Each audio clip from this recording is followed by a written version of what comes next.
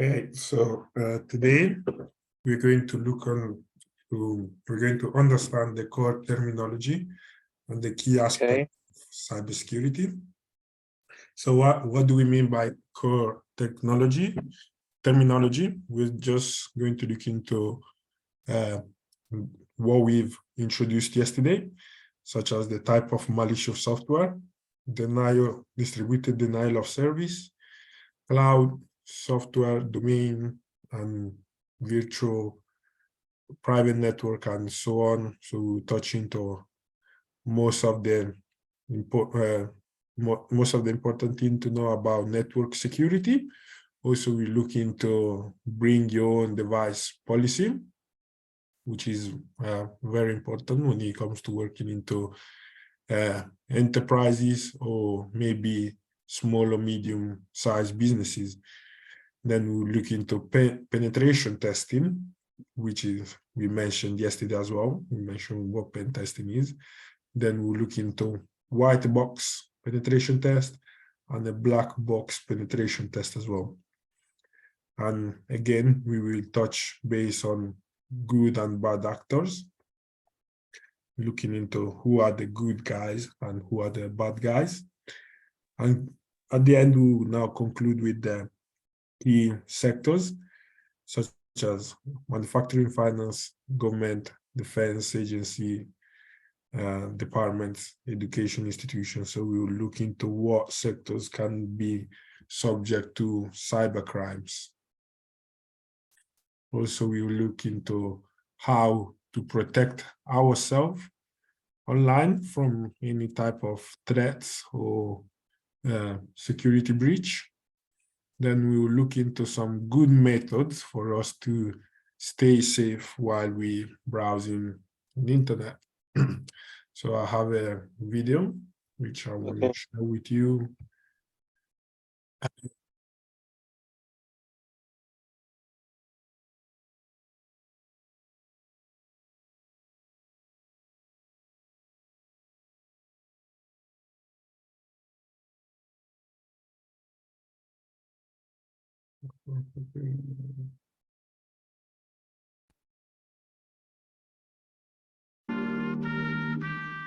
Increasingly, the internet is becoming more and more part of people's everyday life.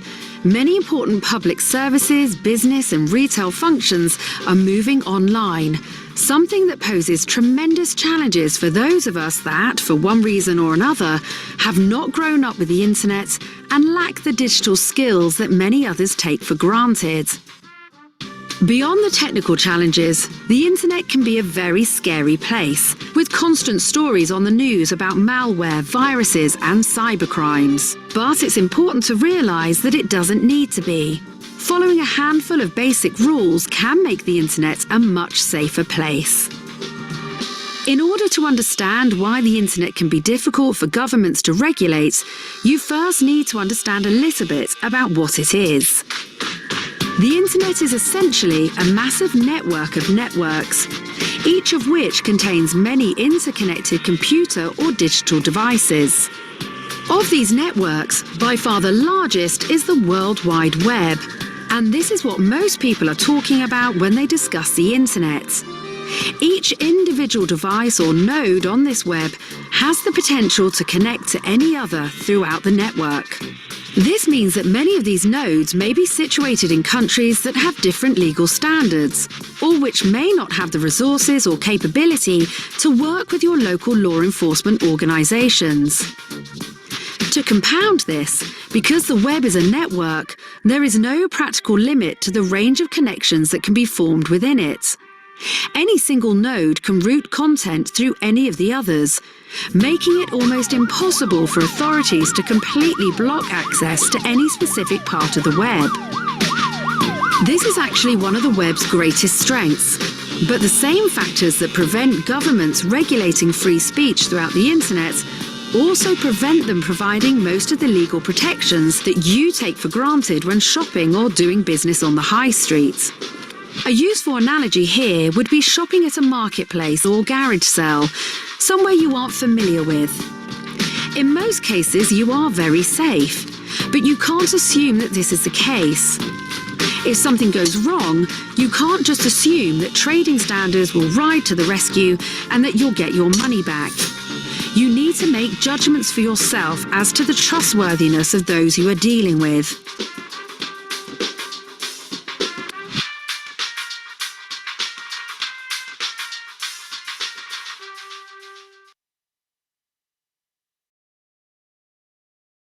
Okay, so this video, where is it going now? What's going on here?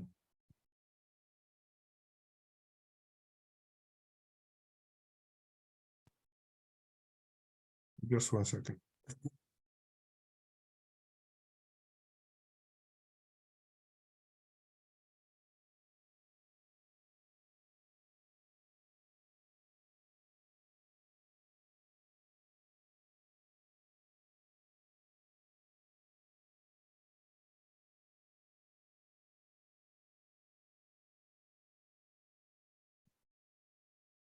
So we've covered some important aspects of why it is important for us to stay safe when we online.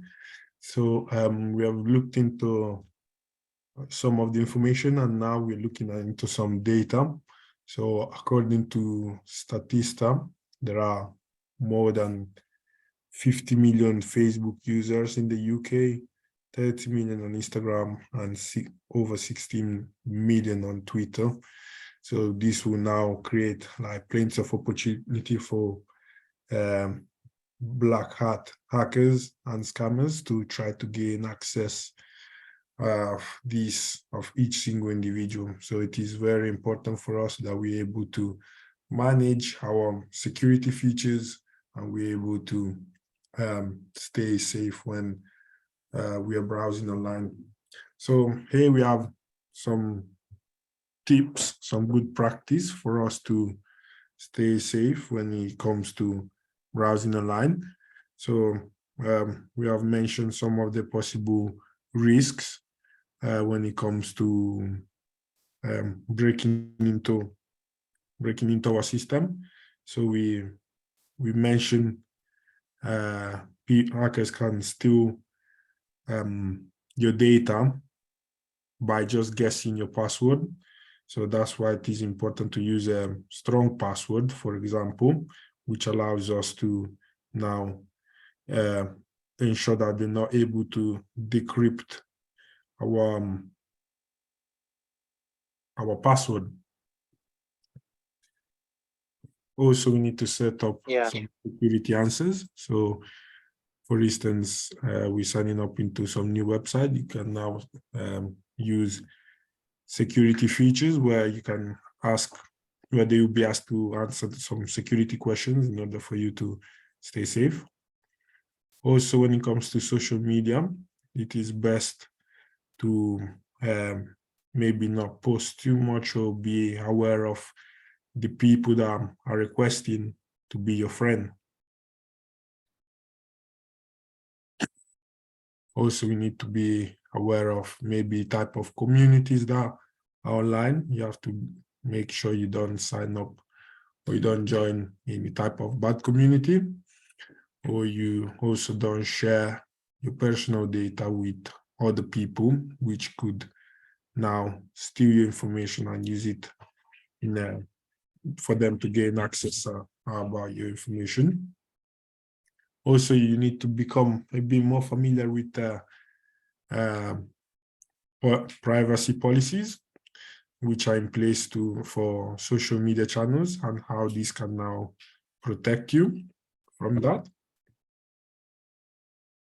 Also, now we're going to describe how social networks create our personal brand.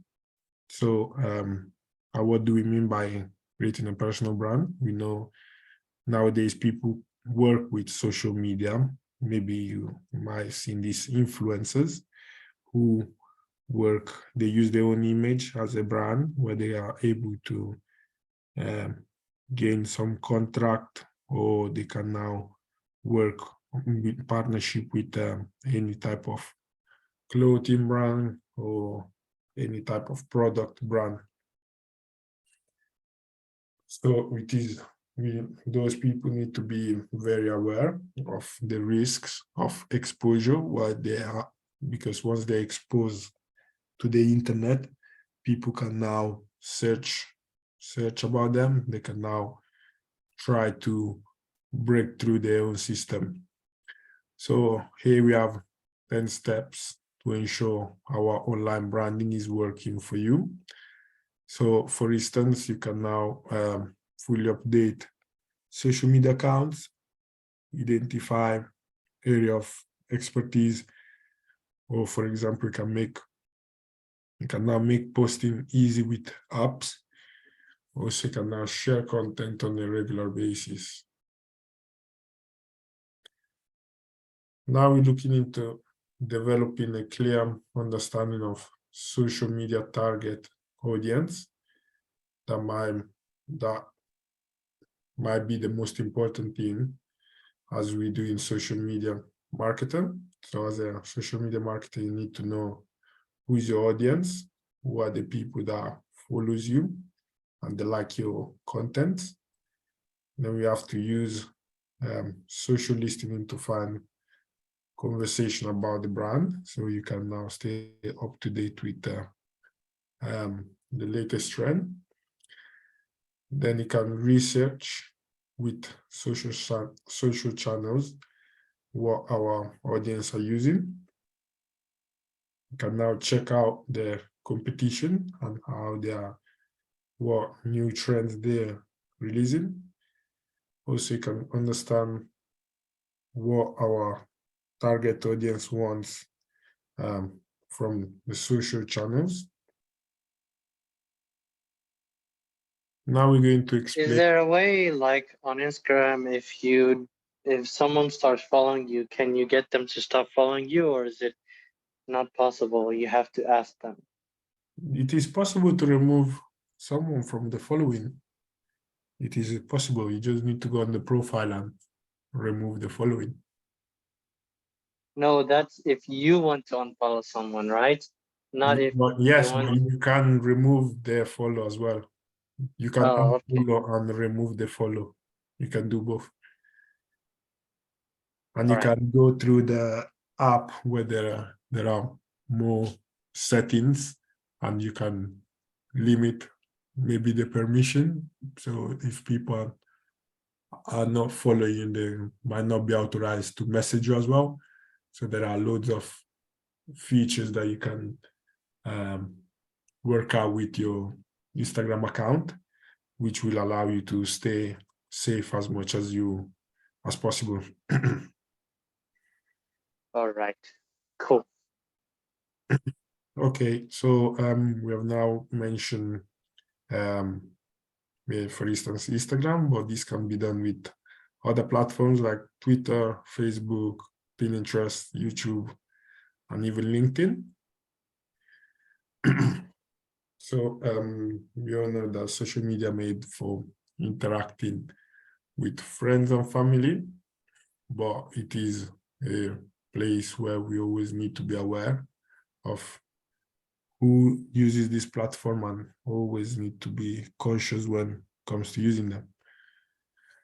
So now we have 5 simple ways to protect our reputation. So we can now conduct a simple Google search where you can now look up on the internet and see if there is our data, if is there any of our data which has been shared from social media with Google. We can also set up a comprehensive Google alert. Then we can take advantage of people's search tools. And also we can now unauthorize people to tag us in pictures that might damage our reputation.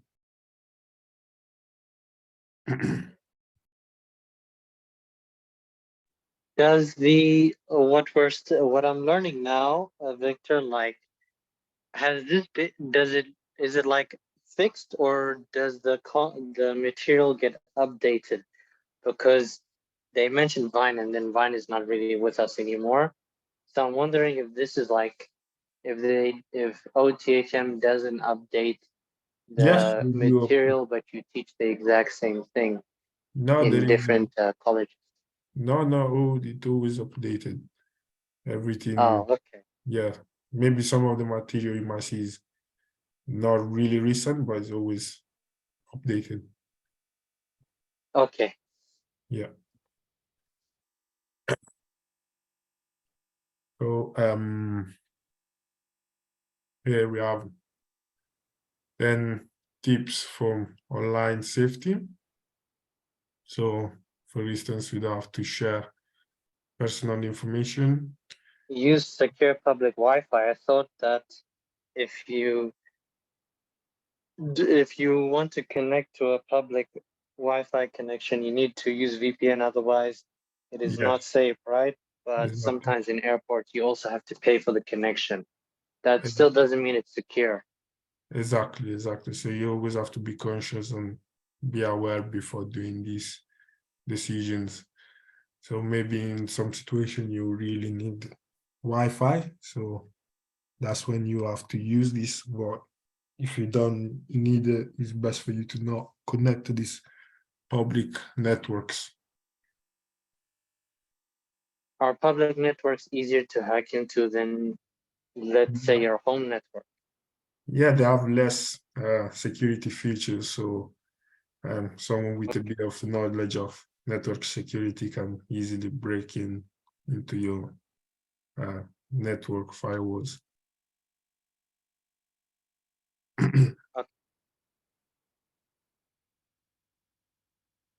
Okay, so here we have some more methods of keeping safe when working online. So nowadays, there is the opportunity for people to work from home, where the company might make the IT assets available for the employees for them to work from home. So they can now use laptops or computers to work from home, but at the same time, they will now connect to the company systems, which can now be vulnerable for attacks. So the company always have to ensure that the IT assets that are provided to the employees has to be up to date with any type of security risks. So they have to ensure that there won't be any lack of security where hackers can now penetrate. So here we have some methods to keep our employees safe when they're working online. So we can now use their own initiative before posting any content. Do not share details such as bank details unless the website is secure, which you will have the SSL certificate. Also, it is mandatory for many companies to set up two-factor authenticators for the employees' accounts. So this was everything for today's session. Is there any question? No. Wait, maybe there was, but I forgot. What was I gonna say? No, that's it for now. Thank you, Victor. Okay. The assignment questions I'll ask you at the end of the week. Okay. So tomorrow will be our last session where we will have our assignment discussion as well. So if there is any question, you just ask me there, yeah? Okay, thanks. No problem, and I'll see you tomorrow. I'll see you tomorrow. Bye. Bye.